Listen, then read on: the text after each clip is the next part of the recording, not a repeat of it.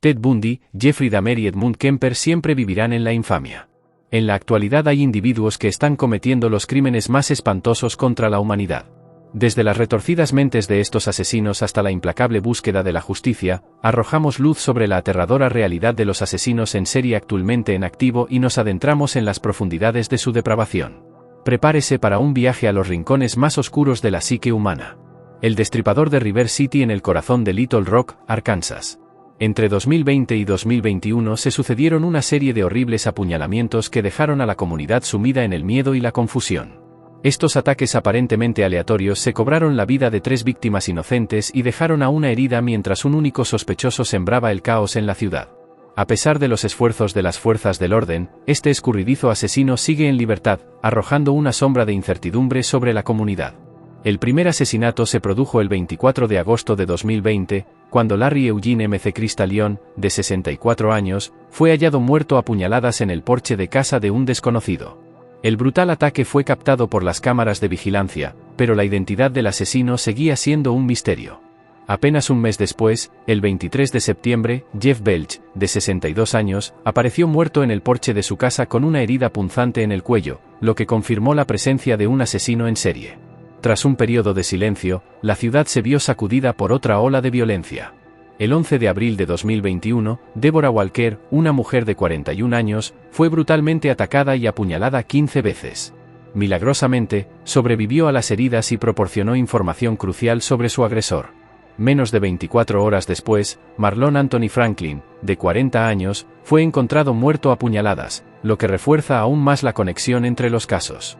Police issue a safety alert after multiple knife attacks in the city. 3 of those attacks have been homicides, and police believe they are all connected and now have a $20,000 reward for the suspect. El Departamento de Policía de Little Rock, en colaboración con el equipo de análisis del comportamiento del FBI, llegó a la conclusión de que estos escalofriantes ataques eran obra de un único delincuente.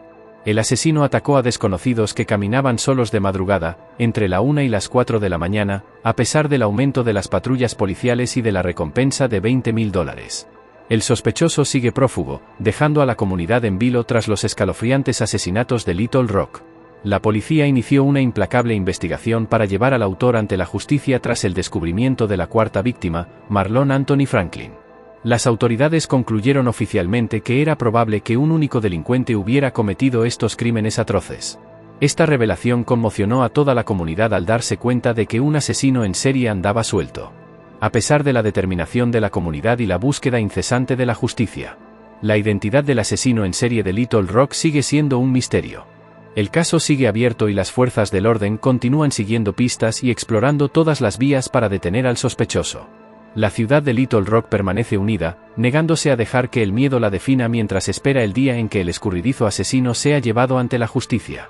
El coleccionista de huesos de West Mesa. A call to police led to the gruesome discovery of the remains of 11 women and 1 unborn child. Their bodies were in shallow graves, scattered across a 100-acre plot of land being prepared for development. Almost all of the women were Hispanic. All of them had connections to prostitution and drugs, and they had all been reported missing between 2002 and 2005. En los anales de los crímenes sin resolver, pocos casos son tan inquietantes y desconcertantes como los asesinatos de West Mesa. Entre 2001 y 2005, el desolado desierto de Albuquerque, Nuevo México, se convirtió en el cementerio de al menos 11 mujeres. Los restos fueron descubiertos en 2009, conmocionando a la comunidad y dejando a las fuerzas del orden enfrentadas a un misterio que sigue sin resolverse a día de hoy. Christine Ross salió a dar un paseo nocturno con su perro. Ruka tropezó con un hueso que parecía un fémur, sin saber su origen. Hizo una foto y se la envió a su hermana, enfermera titulada. La confirmación no se hizo esperar. Efectivamente, se trataba de un hueso humano con ese hueso como catalizador. El descubrimiento fue sombrío. Los detectives peinaron la West Mesa, cerca de la calle 118 SW, y desenterraron 11 tumbas que contenían los restos de 2 adolescentes y 9 adultos. Las víctimas, en su mayoría mujeres hispanas, habían desaparecido entre 2001 y 2005. Sus edades oscilaban entre los 15 y los 32 años. Sus vidas se truncaron en la flor de la juventud. Entre las víctimas se encontraban Jaime Varela, Mónica Candelaria, Victoria Chávez, Virginia Cloven, Sylvania Edwards, Cinnamon Elks, Doreen Márquez, Julie Nieto, Verónica Romero, Evelyn Salazar y Michelle Valdez. Estos nombres representan vidas trágicamente arrebatadas, familias destrozadas y una comunidad marcada para siempre. Lo que hizo aún más escalofriantes los asesinatos de West Mesa fue el hecho de que la mayoría de las víctimas estaban relacionadas con el trabajo sexual. Esto llevó a los investigadores a creer que un asesino en serie apodado el coleccionista de huesos de West Mesa tenía como objetivo específico a las mujeres vulnerables que ejercían este tipo de trabajo. La investigación dio un giro oscuro cuando las fuerzas del orden se adentraron en el mundo del tráfico sexual y en los peligros a los que se enfrentan las personas implicadas. El Departamento de Policía de Albuquerque, en colaboración con el FBI, puso en marcha una investigación a gran escala sobre los asesinatos de West Mesa. Los perfiladores del FBI se unieron a la investigación, creando perfiles de sospechosos y analizando las pruebas. Pero a pesar de su experiencia, el asesino seguía siendo difícil de encontrar. Las pistas prometedoras se convirtieron en callejones sin salida, dejando a los detectives frustrados y a las familias de las víctimas desesperadas por obtener respuestas en un esfuerzo por resolver el caso. El FBI ofreció una recompensa de hasta $100,000 por información que condujera a la detención y condena de la persona o personas responsables de los asesinatos de West Mesa. Sin embargo, a pesar de la cuantiosa recompensa, la identidad del asesino seguía siendo un misterio. Hoy en día, los asesinatos de West Mesa siguen sin resolverse. El coleccionista de huesos de West Mesa sigue campando a sus anchas, dejando un rastro de preguntas sin respuesta y vidas destrozadas a su paso. Pero la lucha por la justicia continúa. Las víctimas no serán olvidadas. Y las fuerzas del orden siguen comprometidas con la resolución de este escalofriante misterio. Jeff Davis. 8 asesinos en la tranquila ciudad de Jennings, Luisiana. Una serie de asesinatos sin resolver conmocionó a la comunidad entre los años 25 y 29. Las víctimas, conocidas como los 8 de Jeff Davis o los 8 de Jennings, eran 8 mujeres cuyos cadáveres fueron descubiertos en los pantanos y canales que rodean el pueblo. El estado de descomposición de los cuerpos dificultó enormemente la determinación de la causa exacta de la muerte. Para aumentar el misterio y el horror del caso, la primera víctima, Loretta Lewis, fue encontrada flotando en un río por un pescador el 20 de mayo de 2025 años. Este trágico hallazgo marcó el inicio de una serie de asesinatos que amenazaría a la ciudad durante años. Las otras víctimas fueron Ernestine Marie Daniels, Patterson, Kristen, Gary López, Whitney Dubois, Laconia, Maggie, Brown, Crystal Chape y Watts Zino, Britney, Gary y Nicole Guillory. Cada una de estas mujeres vio truncadas sus vidas de la forma más brutal y sin sentido. El autor y reportero de investigación Ethan Brown profundiza en la investigación que rodea a los 8 de Jeff Davis y descubre una red de errores y controversias dentro de la oficina del sheriff local.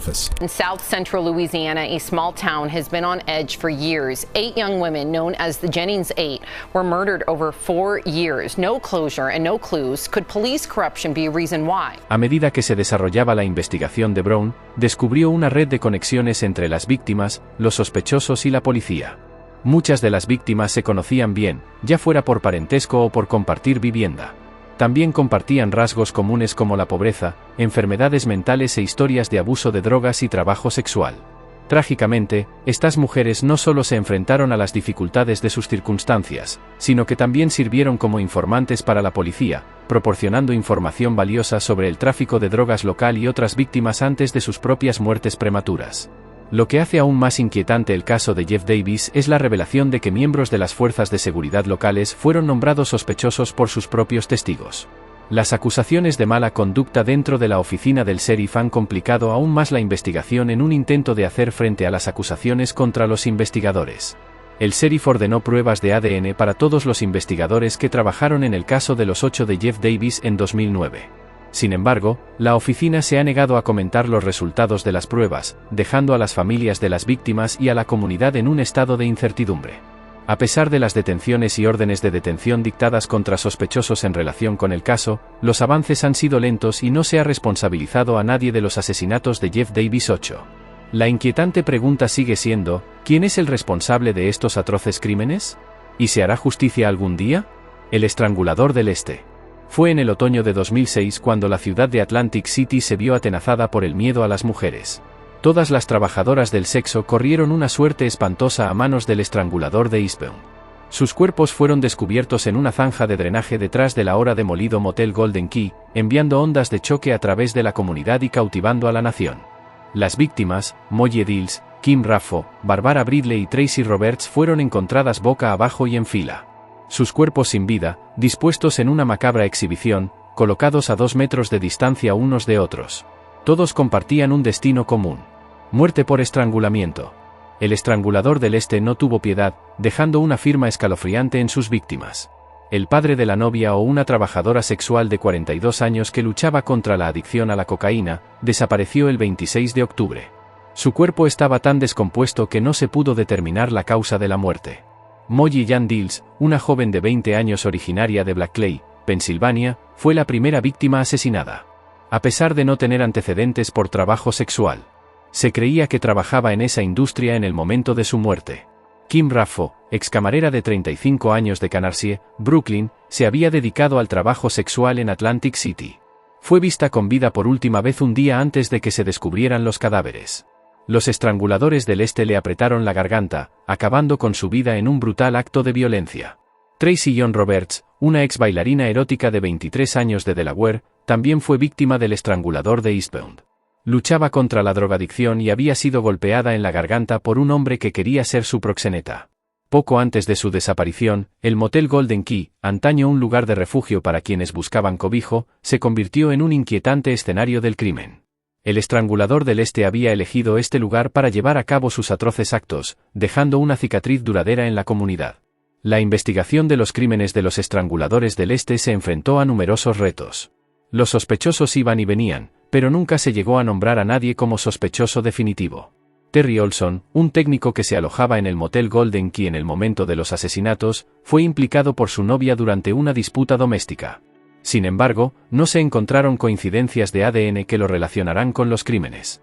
Eldridge Raymond Burchill, que había confesado haber matado a personas, también fue considerado sospechoso, pero ninguna prueba lo relacionó con los asesinatos de 2010. Surgió una posible conexión entre el estrangulador del Este y los asesinatos en serie de Gilgo Beach. Las fuerzas del orden investigaron las similitudes entre ambos casos, con la esperanza de descubrir un vínculo. Sin embargo, esta teoría se descartó posteriormente, dejando ambos casos como misterios separados y sin resolver. A lo largo de los años han surgido diversas teorías conspirativas que intentan arrojar luz sobre la identidad del estrangulador de Eastbound. Algunos especulan con la posibilidad de que varios asesinos actúen bajo el mismo apodo, mientras que otros creen que aún no se ha descubierto al verdadero culpable. Estas teorías aumentan la intriga y el misterio que rodean al caso. El asesino de la cara sonriente. El asesino de la cara sonriente proviene de la teoría del asesinato de la cara sonriente que surgió por primera vez a finales de 1990, cuando Gannon y Doherty empezaron a examinar una serie de muertes misteriosas de hombres jóvenes encontrados muertos en masas de agua en varios estados del medio oeste de Estados Unidos. Estas víctimas, a menudo universitarios, deportistas y triunfadores, tenían algo en común: habían sido vistos por última vez saliendo de bares o fiestas bajo los efectos del alcohol. Fue durante su investigación que Gannon y Doherty hicieron un descubrimiento escalofriante. Se habían encontrado pintadas con una cara sonriente cerca de los lugares donde se recuperaron algunos de los cuerpos. Esta conexión les llevó a teorizar que estas muertes no eran ahogamientos accidentales, como habían concluido las fuerzas del orden, sino obra de uno o varios asesinos en serie. El grafiti de la cara sonriente se convirtió en un símbolo inquietante asociado a los presuntos asesinatos.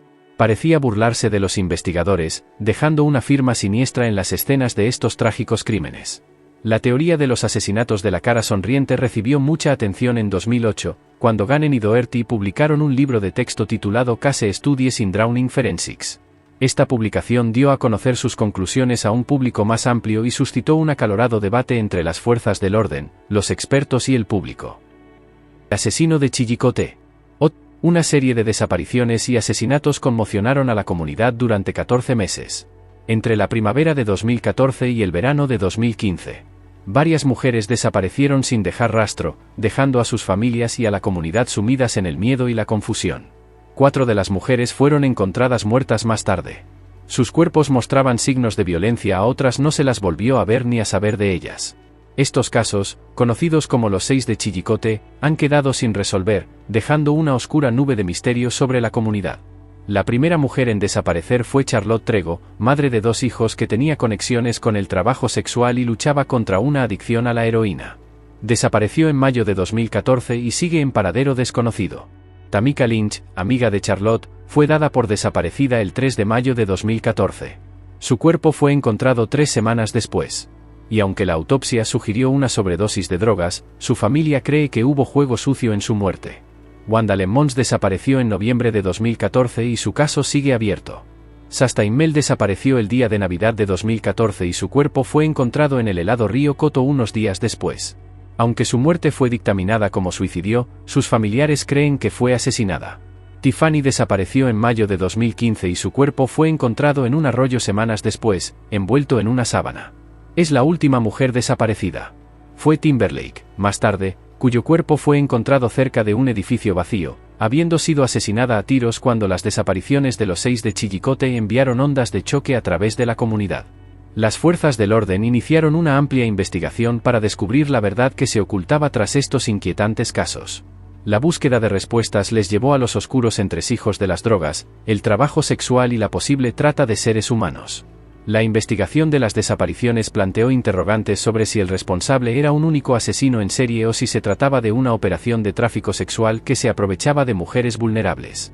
Muchas de las mujeres se conocían entre sí y se sabía que se dedicaban juntas a las drogas o al trabajo sexual, lo que llevó a especular con la posibilidad de que hubieran sido víctimas de una red delictiva más amplia.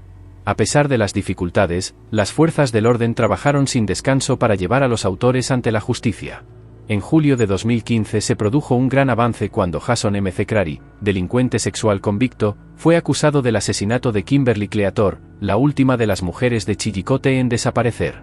El cómplice de McCrary, Ernest Dollarville Moore, el tercero, también era sospechoso de tener información sobre las otras mujeres desaparecidas y muertas. Sin embargo, la complejidad de los casos y la falta de pruebas concretas que relacionan a McCrary y Moore con las demás desapariciones dificultaron el establecimiento de una conexión definitiva. La investigación dio un nuevo giro. Cuando Niall Falls, un hombre sospechoso de ser un asesino en serie, fue asesinado en defensa propia por una mujer en Charleston, Virginia Occidental. Falls llevaba consigo una lista de otras 10 mujeres, lo que hizo sospechar de su posible implicación en otros asesinatos. Dada la proximidad de Virginia Occidental con Ohio, los investigadores exploraron posibles conexiones con los casos de Chillicothe, pero no se establecieron vínculos concretos. A pesar de los incansables esfuerzos de las fuerzas del orden, los casos de los 6 de Chillicothe siguen sin resolverse. El estrangulador de Chicago. En las arenosas calles de Chicago, una presencia oscura y siniestra ha proyectado una larga sombra sobre la ciudad durante más de 2 décadas. Se cree que el estrangulador de Chicago, un nombre que infunde miedo en los corazones de los residentes, es el responsable de una serie de escalofriantes asesinatos que han dejado un rastro de devastación y preguntas sin respuesta desde 1999. Al menos 50 mujeres, en su mayoría negras, han sido víctimas de este escurridizo asesino. Sus vidas han sido brutalmente arrebatadas de una forma inquietante y, al menos, similar. La historia del estrangulador de Chicago comienza con una cadena de asesinatos sin resolver ocurridos entre 1999 y 2018. Estas víctimas, de edades comprendidas entre los 18 y los 58 años, aparecieron abandonadas en rincones desolados de los barrios del sur y el oeste de Chicago. Edificios abandonados y callejones se convirtieron en las inquietantes escenas del crimen donde estas mujeres inocentes encontraron su trágico destino. La espeluznante coherencia de las localizaciones de estos asesinatos es solo la punta del iceberg. Lo que hace aún más escalofriante el caso del estrangulador de Chicago es la forma brutal en que fueron asesinadas estas mujeres. El asesino no tuvo piedad y dejó a su paso un rastro de violencia inimaginable.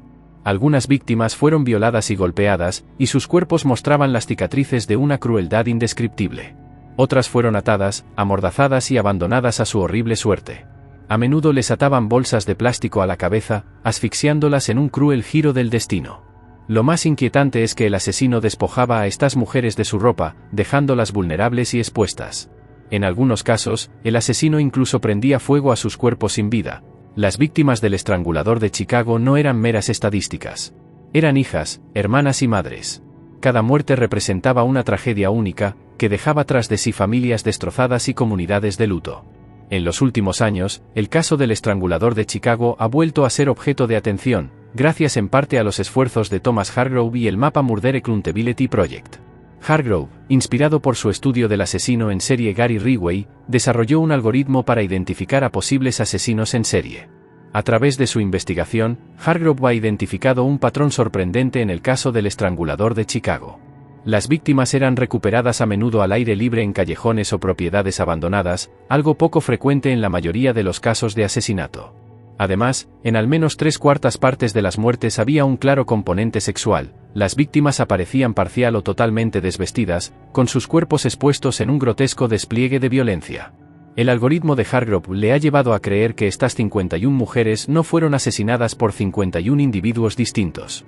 En su lugar, sugiere que muchas de estas mujeres fueron víctimas de hombres que habían sido asesinados antes. La escalofriante idea de que un solo asesino pueda ser responsable de la mayoría de estos asesinatos produce escalofríos a quienes siguen el caso. El hecho de que los asesinatos se detuvieran en 2014 para reanudarse en 2017 apoya aún más la teoría de que el estrangulador de Chicago pudo haber estado brevemente encarcelado durante este periodo. Sin embargo, la policía de Chicago se ha mostrado reticente a aceptar la teoría de Hargrove mientras ha revisado sus datos. Siguen sin estar convencidos de que el estrangulador de Chicago sea un asesino en serie individual. Según la policía, no hay pruebas concretas que sugieren la existencia de un asesino en serie activo, y el ADN recogido en las escenas de los crímenes no vincula los casos entre sí. Hasta la fecha, solo se ha resuelto uno de los 51 asesinatos. Si les ha gustado este vídeo, hagan clic en las tarjetas que aparecen en sus pantallas para ver más vídeos fascinantes como este. Les espero.